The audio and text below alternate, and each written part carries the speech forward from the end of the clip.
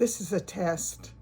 I've been having a great deal of difficulty lately with my cell phones, both of them.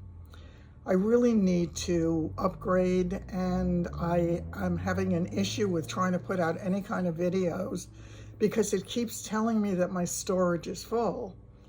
It is not in fact full. It is nowhere near full to my uninitiated eyes.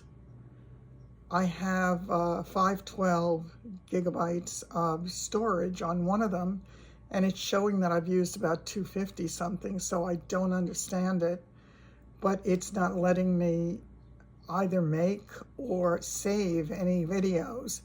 So until I get a new phone, which will be relatively soon, but I got an iPad recently, so I want to get that paid off before I get myself a phone.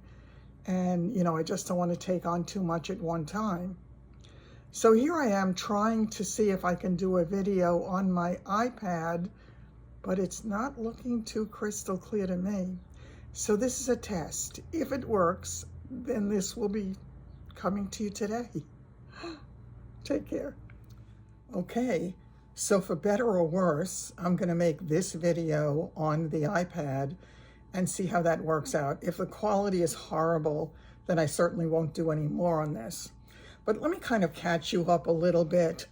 I know I had started to come back and give you a little bit of an update and kind of take you along with me on the road that I'm on. Let me tell you in terms of my medical stuff. It looks as if my surgery is going to happen on June 2nd. It had been postponed because my A1C was high, and it was not a great idea to go in for what could have been a really lengthy surgery with that high an A1C. So we put it off, but it looks like June 2nd is the day. It kind of saddens me for a number of reasons. I mean, I would love for it not to have to happen, but that is what it is. My brother they're doing a memorial service. They're doing a memorial service for my brother Marty the next day on the 3rd, and I really wanted to be there for that. I'm sure it's going to be wonderful, honoring the life that he had, where he really had such an impact on so many people. David will be coming in for the surgery, so possibly he'll be able to go if everything goes well with it, I'm assuming, because the day after, I'm sure I'm going to be out of it more than not. And I don't know. So, but that's where it stands. What had happened was, when I had my last scan, I think I had mentioned this to you, that I had, the tumor had shrunk.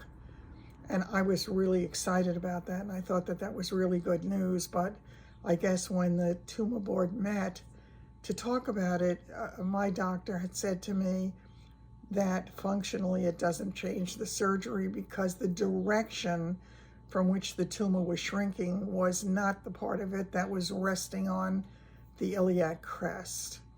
So it's not going to functionally change the surgery. I'm hoping, and if any of you can say a little prayer for me, I would appreciate it. I am hoping that when they do the surgery, number one, that it slides off the bone or comes off easily enough, which was a possibility if we were to do the surgery shortly after the proton therapy, but of course we did not. So I'm hoping that happens, because otherwise they're going to have to cut in around the radiated skin, which means they very likely will have to do a graft. And that's going to really seriously complicate the surgery in terms of time and recuperation. So again, a little prayer that it doesn't have to happen would be most welcomed. I certainly am praying for that result myself. Okay, I wanted to talk to you today about depression.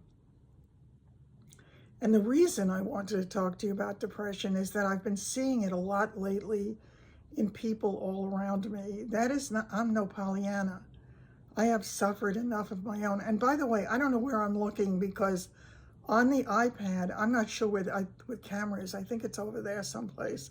So I hope I'm looking at you and not out your front door. So again, I've been hearing about a lot of people who have been suffering from depression. And lately I found myself, well, I watch a lot of YouTube videos anyway. I rarely watch television anymore. I am glued to YouTube for whatever reason. I get all my information from it. I learn from it.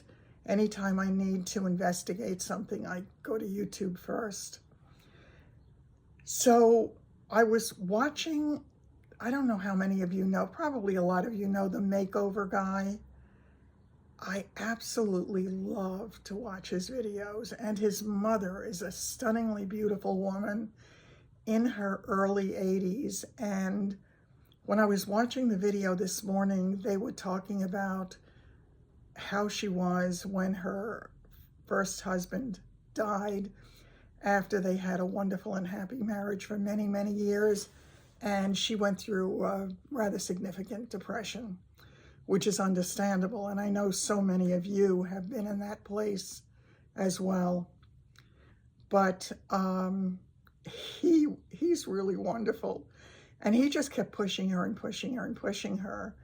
And if you watch the video, I will have a link in the description box below. He talks about how he got her online without her permission or knowledge in the beginning, and he decided she was going to meet people. And it led to her finally meeting the man she's married to today.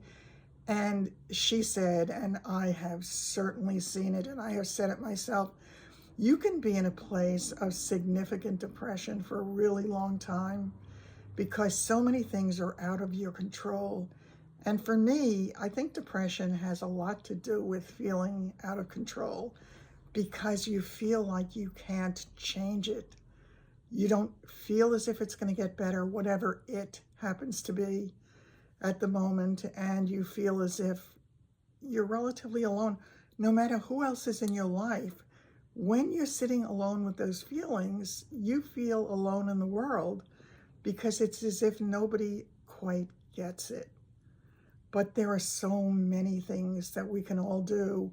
And I know I do it myself. I mean, I get depressed. I try very hard to keep myself busy, and Lord knows I am busy. I am sometimes crazy busy, trying to put all the pieces of my life together, but it's a good thing. It really is a good thing.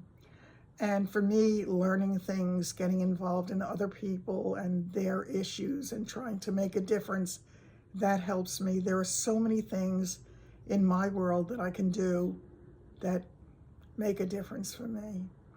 But whatever is causing your depression, whether it's a situation that you're living with at home and you're suffering in silence, or you feel as if you can't get out of it, or it's a situation where you don't feel you have the care that you need from the people around you, or that there are not sufficient people around you and that you're lonely and feeling alone, just try to find something to take you away from that feeling, even if it's for 5-10 minutes or an hour at a time.